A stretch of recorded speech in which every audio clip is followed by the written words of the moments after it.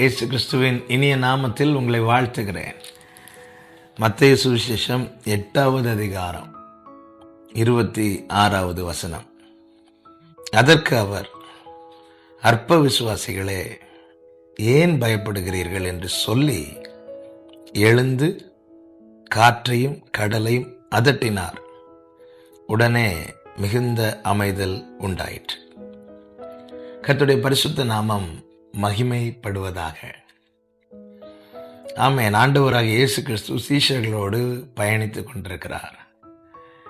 அப்பொழுது ஆண்டவராக இயேசு கிறிஸ்து கப்பலின் பின்னணியத்திலே படுத்து நித்திரையாய் இருந்தார் என்று வேதம் சொல்லுகிறது. கடல் கொந்தளிக்கிறது, காற்று பலமாய் வீசுகிறது, படகு அமிழத்தக்க அப்படிப்பட்ட ஒரு சூழ்நிலை காணப்படும் போது சீஷர்கள் இயேசுவை எழுப்புகிறார்கள்.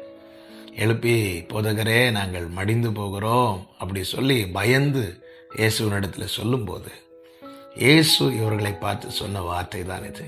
அற்ப விசுவாசிகளே, ஏன் பயப்படுகிறீர்கள்? இந்த காலை வேளையிலே என கேட்கிற அன்பு சகோதரா, சகோதரி, ஏன் பயம் வருகிறது? பயப்படாத யாருமே கிடையாது. எல்லாருமே பயந்தது உண்டு. ஏன் பயம் வருகிறது? ஆமென். இங்கே இந்த வார்த்தை தெளிவாய் சொல்லுகிறது. அற்ப விசுவாசிகளை ஏன் பயப்படுகிறீர்கள் என்று ஆண்டவர் சொல்லும்போது ஒரு காரியம் தெளிவாய் தெளிகிறது. பயத்துக்கான காரணம் என்ன? விசுவாச குறைவு அல்லது அவிசுவாசம். அவிசுவாசம் பயத்தை கொண்டு வரும், விசுவாசம் தைரியத்தை கொண்டு வரும். பயம் அவிசுவாசத்தினால் வருகிறது. அவிசுவாசம் ஏன் வருகிறது தெரியுமா? கர்த்தர் சொன்ன வார்த்தையை நினைக்காததினாலே.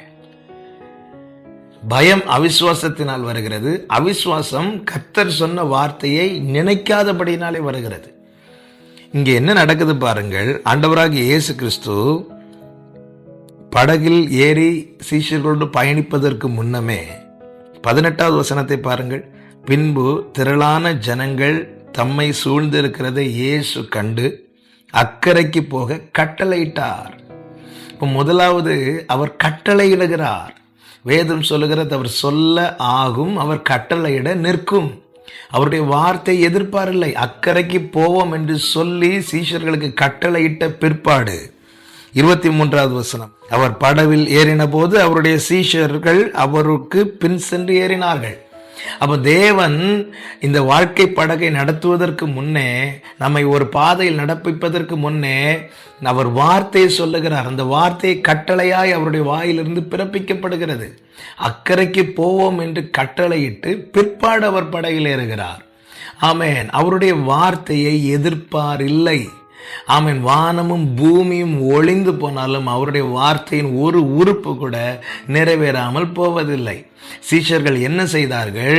கடல் கொந்தளித்த போது, காற்று பலமாய் வீசின போது சூழ்நிலையை பெரிதாய் எண்ணினார்கள். கர்த்தர் சொன்ன வார்த்தையை எண்ண மறந்தார்கள். தேவன் அக்கறைக்கு போவோம் என்று கட்டளையிட்டது உண்டானால் இந்த படகு அக்கறையை போய் சேரும். இந்த காலை வேளையில எனக்கு கேட்கிற ஒவ்வொருவருக்கும் சொல்லுகிறேன், இந்த விசுவாசம், ஆமென், இந்த விசுவாசம் உலகத்தை ஜெயிக்கட்டும், பிரச்சனைகளை ஜெயிக்கட்டும், தடைகளை ஜெயிக்கட்டும். தேவன் ஒரு பாதையில் நம்மை சும்மா அனுப்ப மாட்டார். தேவன் ஒரு பாதையை நியமித்து அதில் நம்மை எதுவுமே தெரியாமல் அனுப்ப மாட்டார். அவருடைய வசனம் நம் கால்களுக்கு தீபம், நம் பாதைக்கு வெளிச்சம் என்று சொல்லப்பட்டிருக்கிறதே. வசனத்தை தந்துதான், வார்த்தையை தந்துதான் அனுப்புவார். வார்த்தையை நினைக்கிறவர்கள், வார்த்தையை அறிக்கை செய்கிறவர்களுக்குள்ளே விசுவாசம் வளரும். விசுவாசம் பயத்தை நீக்கும். வார்த்தையை நினைக்காதவர்களுக்குள்ளே அவிசுவாசம் வளரும்.